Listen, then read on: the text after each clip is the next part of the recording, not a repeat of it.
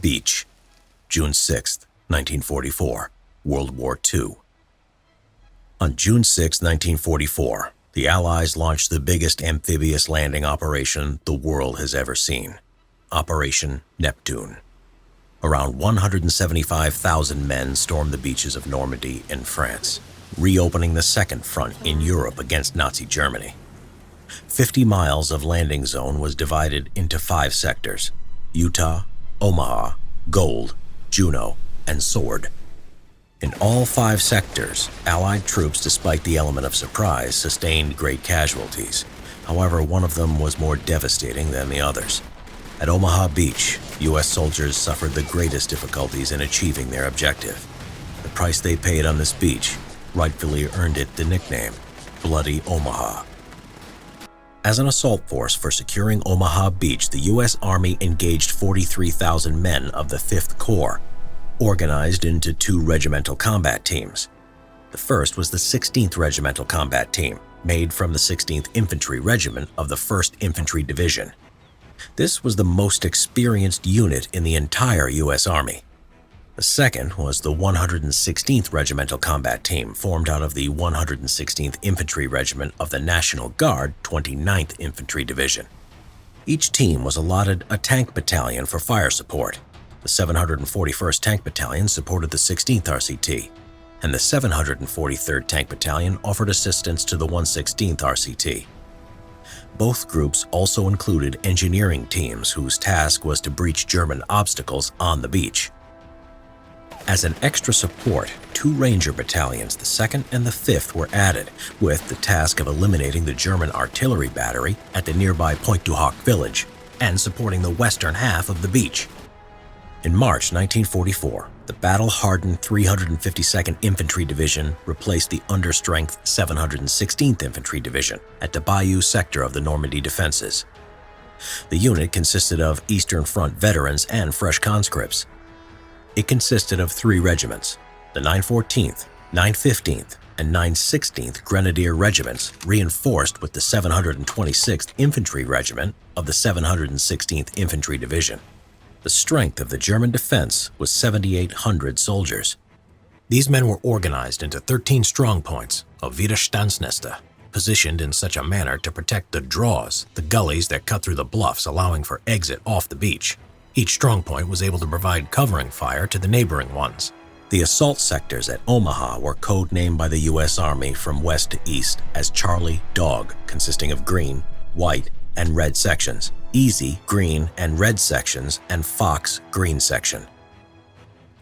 The plan was for the 116th RCT to land at Dog and Easy green sectors, and for the 16th RCT on Easy red and Fox green. As it turned out, as the battle unveiled, the situation on the beach made the plan completely futile. Between 0200 and 0300 hours on the morning of June 6, 1944, the Allied fleet arrived off the coast of Normandy. As they reached the transport area, soldiers embarked transport ships on waves that were up to 6 feet tall. As they were moving towards the coast, they had the expectation that the Air Force and the Navy had already prepared the field for their arrival. The truth was completely different, as both bombers and naval artillery missed their targets because of bad weather. Not a single strongpoint was destroyed when the first assault wave appeared on Omaha Beach. Infantry couldn't even count on amphibious Sherman tanks that were supposed to provide covering fire on the beach. Out of the 29 tanks of the 741st Tank Battalion sent in the first wave, only 2 managed to reach the beach. Others sunk to the bottom of the channel as the high waves were too much for their flotation screens. Bad weather conditions also forced the landing craft to disembark troops further from the beach than planned. In some cases, the soldiers had to jump into water that was over their heads. Those who didn't drown had to make great efforts to reach the beach, fighting with big waves while wearing heavy equipment. Most of them were too exhausted to advance through the beach obstacles. To make the situation even worse, assault troops were exposed to German fire as soon as the ramps on the LCVP were dropped.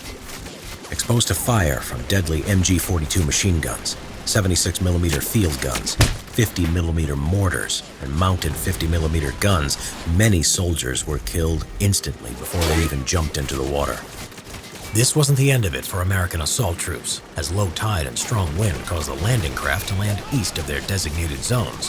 Of the 9 companies of the first wave, only 2 landed where they were supposed to.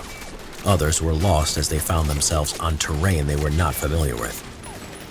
With the command structure broken, and only with a few tanks to support them, the American soldiers were forced to organize ad hoc units and to act on their own.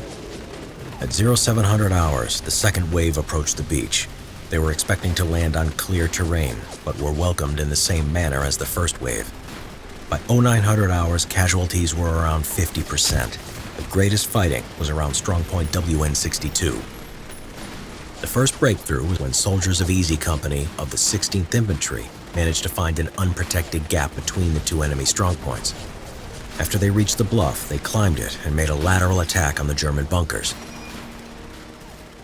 Since soldiers on the beach were lacking heavy firepower, a decision was made to send in destroyers to assist the assault. They approached to a distance of 1,000 yards from the beach, risking to run aground and commence shelling on the German strongpoints. It was because of this assistance and fire from tanks on the ground that the German defenses began to fade. By noon, many strongpoints were neutralized and most of them had run out of ammunition. Assault forces managed to make 4 major breaches, 1 on Dog White, 2 on Easy Red, and 1 on Fox Green. By the end of the day, the breaches were widened, allowing for more progress inland.